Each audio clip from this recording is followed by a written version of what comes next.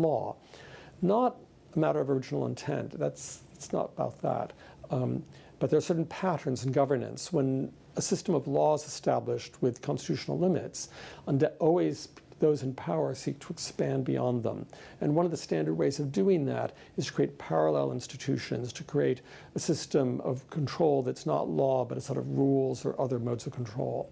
That was true in the 17th century, and it turns out that that's also true nowadays. And so that led me to a clearer understanding of administrative power that turned out to hit a nerve, to be persuasive to people, which is that it's a series of evasions. If you have a system requiring you to rule by law, perhaps if you want more power, you want to have rule by rules.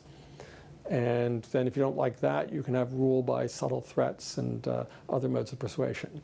And so there's a sort of a cascade down from the elevated modes of governance to less elevated modes of governance with less accountability. So that turned out to be fun to write about. And so I ended up being very involved now in contemporary administrative power, which is a lot of fun. I was wrong in thinking it was boring. But laws are rules.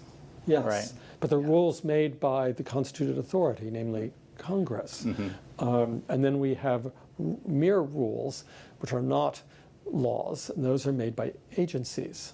And when they find it too frustrating to make a rule, they'll give you guidance. And when they don't want to issue guidance, because they don't even want to say publicly what they're doing, they'll have a little conversation with you, and they'll make a little threat of regulatory harassment, and so forth. So there really is a decline to ever less lawful means.